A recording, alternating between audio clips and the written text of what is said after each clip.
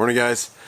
Cold and rainy morning here in Central Oregon, and trying to get things back to normal, starting to clean and organize and redo the entire garage, trying to get this corner back here into a gym, which is helpful when your daughter loves to bake and you get fresh cookies on a holiday morning with coffee. So trying to get the garage going. The exciting thing is now that I can break down this entire table full of tools and grease and rags and everything else that we just got done to finish sort of a refresh of the bus. I'm probably going to break up some of these actual components into reviews. I'm probably going to drive it for a while to make sure I'm actually happy with the products. But I want to let you know kind of what we did for a refresh on the bus. As some of the videos that I sort of put up, you probably realize when we're on our way to the wildlife safari back in June, we got to Portland. We took a long way there, and I started smelling diesel. That's never good. Had a diesel leak. Truck still ran. Didn't look like it was hitting the exhaust. We made it through the trip. The truck made it home. And then, of course, wildland fire kicked off. And I've probably already covered this in previous videos, but those of you just finding this video, that's where we're at. So as I tore the thing apart, I know the video I did upload was about the fuel bowl refresh, and that wasn't the issue. None of those O-rings were leaking. It turned out to be the actual hardline. Hardline had a big cut in it. So in order to get to all those parts, started tearing things apart. Took off all the high pressure oil lines, the turbo, the pedestal, the up pipes, and discovered that lots of those things needed some love. The high pressure oil pump on the 7.3 Powerstroke powers your injectors. And so although it said remanufactured on it, I don't know how old it is with 500,000 miles on the truck. So I bit the bullet and I decided to get something I've always kind of wanted to put on the truck, which was the Diesel Sights adrenaline pump, HPOP. I also got their lines. Now the notorious braided lines that look like they're bulletproof from Ford are notorious for just blowing randomly. So I wanted to get those replaced as well. Got a hold of Riff Raff Diesel, and we got the flexible lines for the fuel to replace the hard lines, and those should outlast lots of us. And again, I'll try to break this down later. While the turbo was out, I wanted to replace the pedestal because it was leaking. At least the O-rings were leaking. That EPV valve in the back of the pedestal had grease and oil all over it. And so got a Garrett Delete pedestal. Ran a 470 ohm 1 watt resistor in the plug, so the computer thinks that it still has it, and that was the cheapest way of doing it. And again, we'll talk about it in probably different reviews. Let me know down below what you guys want to hear about. And then I guess the biggest disappointment was I was excited to just throw some money into it, and I wanted to get the KC Turbo's 300X turbo, this billet beautiful turbo. And they really didn't feel like they wanted to help me. It says some modification to install into vans. I have a 1.0 in and a 1.15 out on the downpipe, and they were trying to tell me that I'd have to get the bigger truck downpipe, which I'm pretty sure the van has a bigger one. I'm not sure. But anyway, got a hold of customer service, and I was like, so what are the modifications? What do I need? Do I need to change out the downpipe? Do I need to change the intake? What is it to make this thing work? And the guy literally wrote me back and was like, I don't know. I just know a lot of people do it. I was like, really? That's it? That's all the information you can give me? Yeah, I don't know. People just buy our turbos and it works. Well, because I wanted to get the truck back on the road, I didn't want to spend a lot of time waiting for more parts once I got the turbo to know that I'm going to need a new downpipe also, or change the intake out, or whatever it is. So I was really surprised that he was just like, meh. So KC Turbos really kind of failed on that point.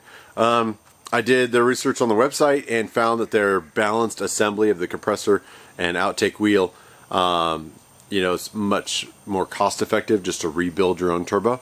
And so I did that with their balanced, improved wheel with new O-rings and their 360 bearings that they put in there.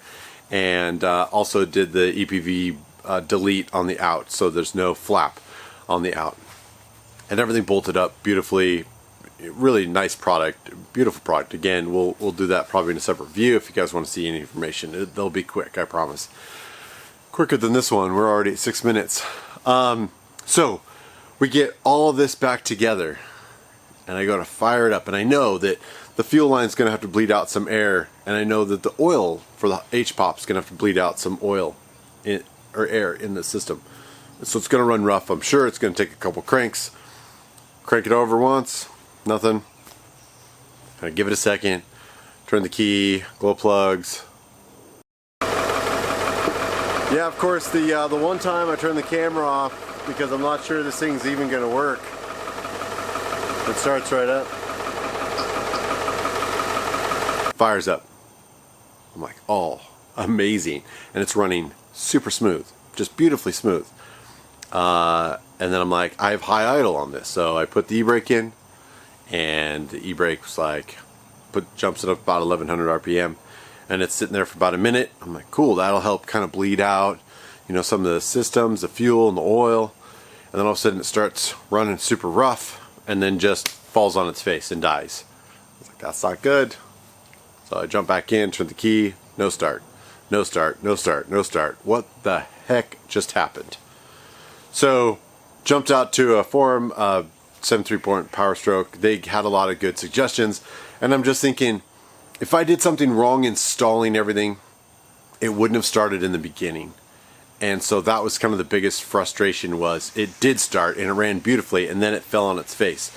Everyone is telling me everything from check your fuses to one reason they say that is because if you hit something in the glow plug relay and it takes out that big 30 amp fuse, that also controls all the computers. All the computers worked fine, all the fuses were good. The other suggestion was the fuel tank.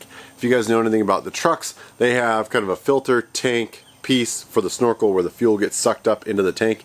Those can either break or get brittle or fall off. So all of a sudden you've got quarter tank left, but you're running out of gas. Lots of little things. But because of the cutoff fan and I have the big cutoff tank, I don't think that's the same issue. I was getting fuel in a fuel bowl, pressurized, I was releasing it, everything was working good. Started rechecking everything. I was told that ICP sensor, so I went and spent another 60 bucks on ICP sensor.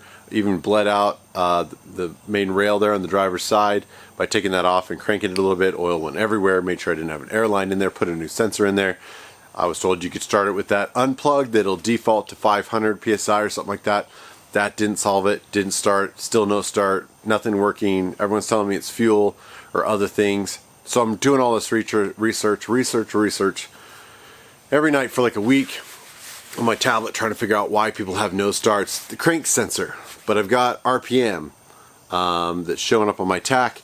So I did have a spare brand new one that I bought. I put that one in. That didn't solve it. Now I'm keeping the old one as a spare.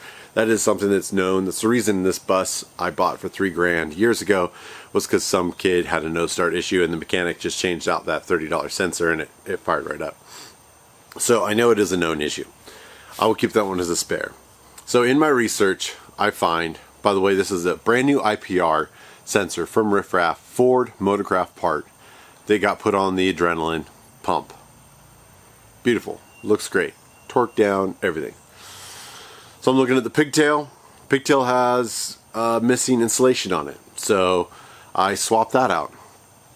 And still no start.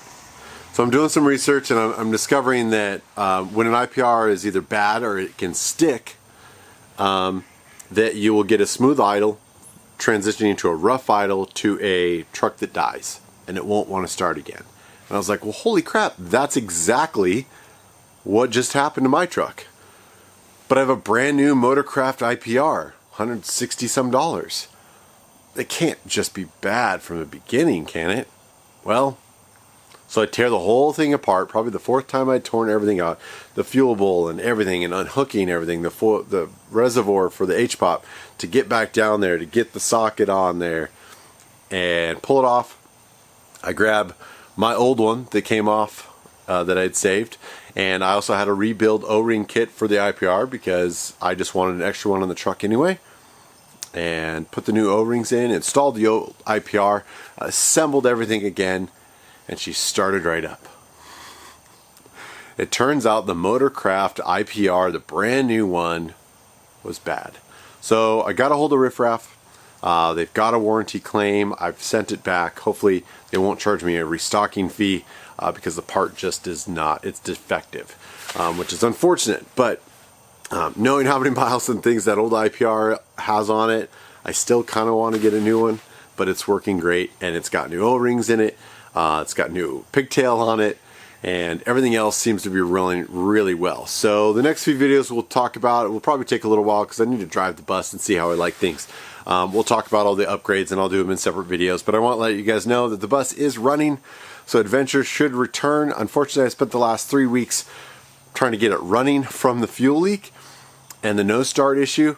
Instead of, I want to install a table in the rear. I want to start with the water and the kitchen build. I want to do a lot of things, but now I spent 3 weeks getting the bus running again that I need to start focusing back on getting the garage turned into a gym, possibly getting the KLR back over here to do some winter builds.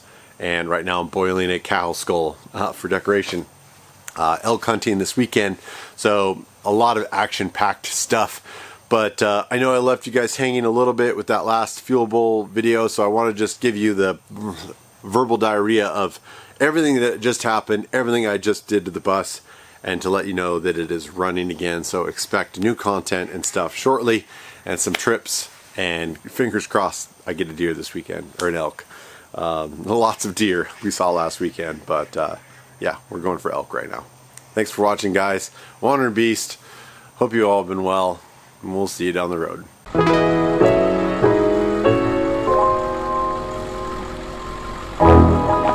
Thanks for all the love and support. You guys are amazing. Please like, share, and subscribe. Follow the adventure on social media, and we'll see you on the road.